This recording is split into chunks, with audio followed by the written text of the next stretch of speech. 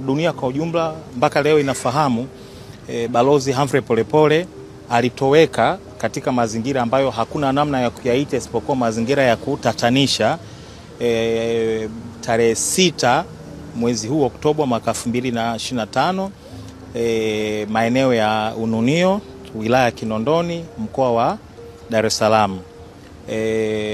Mpaka sasa hivi hatujapewa taarifa rasmi, taifa na dunia kwa ujumla haijapewa taarifa rasmi ya mazingira ya kupotea kwake Balozi Humphrey Polepole, mahala alipo anahifadhiwa, hali yake ya kiafya,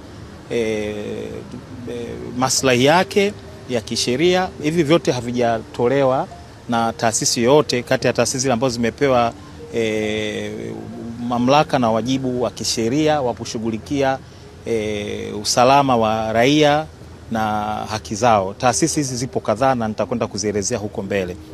Sasa wote tumeshuhudia taarifa mbalimbali kutoka kwa ndugu na jamaa wa Balozi Polepole.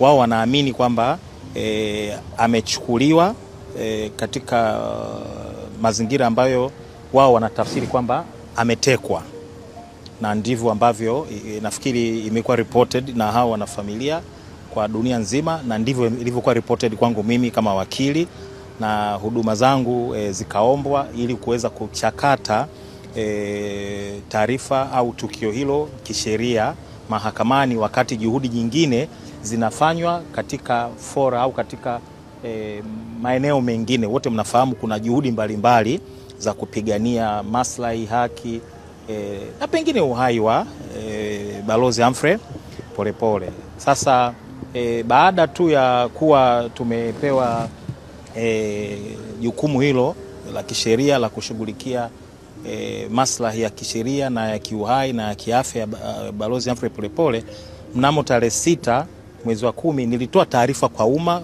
kwa lugha mbili, ya Kiingereza na ya Kiswahili, nikizitaka mamlaka zinazohusika na upelelezi, usalama wa raia na mali zao na nyingine zote ambazo zinatoa support katika eneo hilo kwa haraka na kwa kutumia resources zote, rasilimali zote, watu, rasilimali za kiintelijensia, rasilimali za kiteknolojia, zote kwa pamoja zikusanywe, ziwe mobilize, zielekezwe katika kujaribu kutupa majibu ya yuko wapi Balozi Humphrey Polepole, huko alikopelekwa, alipelekwa na nani na kwa mazingira gani, na hali yake mpaka sasa hivi ikoje. Lakini mpaka leo mimi kama wakili hakuna ambaye amenijibu. Of course labda wao ukiwauliza watasema hatuna wajibu wa kumjibu wakili. Fair and good.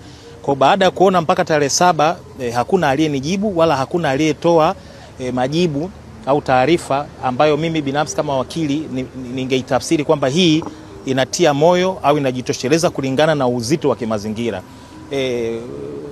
Raia wote ni sawa, wanadamu wote ni sawa, uhai, afya yao, welfare yao yote ina mizania sawa, lakini matukio yana uzito tofauti. Hilo hatuwezi kulikwepa. Anapotoweka balozi ambaye amehudumia taifa katika nchi mbili, alikuwa msemaji au katibu uenezi wa Chama cha Mapinduzi, aliyekuwa mjumbe wa tume ya kurekebisha katiba, huyu mtu haingii akilini kiusalama, kimantiki, kisheria kwamba anaweza kutoweka katika mazingira yale yaliyotoweka, halafu mpaka leo hii tunazungumza hapa mahakamani bado hatujaweza kupata majibu ambayo yanaridhisha. Kwa hiyo baada ya kuona yote mimi nikaamua kufungua maombi katika mahakama hii kuu kwa chini ya hati ya dharura, maombi namba 2451 mwaka 2025, mleta maombi akiwa Humphrey Polepole dhidi ya Inspector General wa polisi kama mjumbe wa kwanza, mwanasheria mkuu wa serikali, mkurugenzi wa mashtaka, kamanda wa jeshi la polisi kanda maalum ya Dar es Salaam, pamoja na mkuu wa upelelezi wa kanda maalum ya kipolisi Dar es Salaam. Kwa hawa wote tunaamini kwamba mmoja mmoja au wote kwa pamoja wanaweza kuisaidia mahakama mahala au taarifa za alipo Balozi Humphrey Polepole, na ndivyo tumesema katika kiapo kwamba tunaamini hawa wote kwa umoja wao wa kitaasisi au kwa mmoja mmoja wanaweza kuisaidia mahakama iweze kutoa taarifa. Aina ya maombi tuliyofungua yanaitwa kitaalam habeas corpus. Ni neno ambalo tumelirithi ni la Kilatini. Kama mnafahamu, baadhi ya sheria zetu zina reflect utawala tuliopitia wa Kiingereza, na kuna baadhi ya nyaraka au mbinu za kisheria niseme au taratibu za kisheria tumezirithi. Kwa habeas corpus tumeirithi, lakini ni aina ya maombi ambao unaipeleka Mahakama Kuu ukiomba Mahakama Kuu iwaamuru watu au taasisi ambao unaamini wanamshikilia mtu au watu wamlete mtu huyo mahakamani au taarifa zake, ili mahakama iweze kufanya mchakato wa kisheria, ikiwemo kuamuru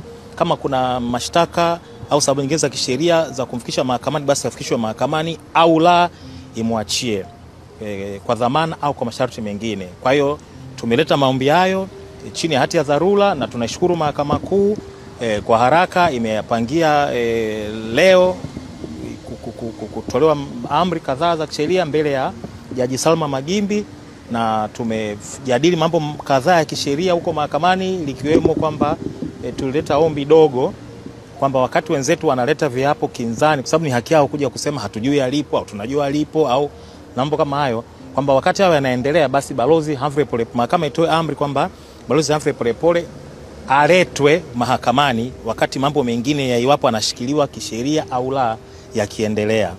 Kwa hiyo tumejadili na mawakili wa serikali ambao walimwakilisha mkurugenzi wa mashtaka.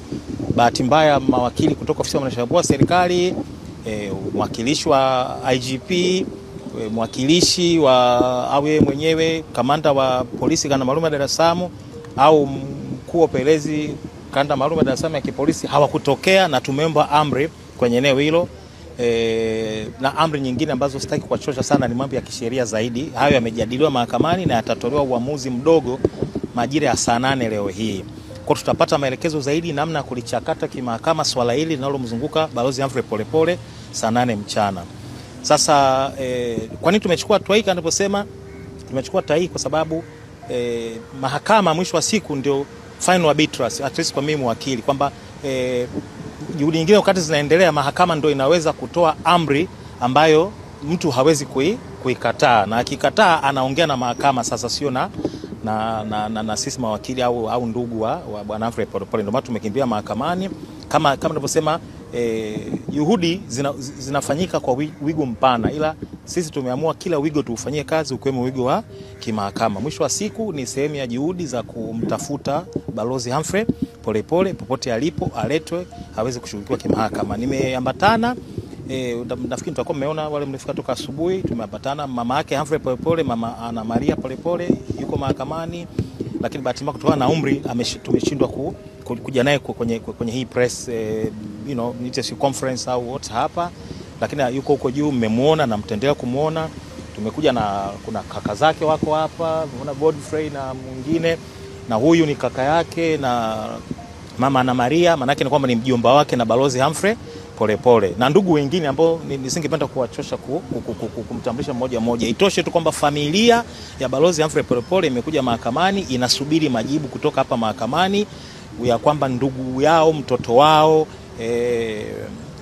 mpwa wao yuko wapi. Kwa hiyo sio kazi ndogo ambayo tunaifanya na sio mzigo mdogo ambao uko mahakamani, lakini tutaendelea kuwekeza juhudi zote katika mahakama, katika kesi hii na mambo mengine ya kisheria ambao tutaenda kuyafanya ili kuhakikisha kwamba taifa linafahamu na familia inafahamu, dunia inafahamu mahala alipo Balozi Humphrey Polepole, au nini basi kimempata na kimempata katika mazingira gani. Ni hayo tu, nashukuru.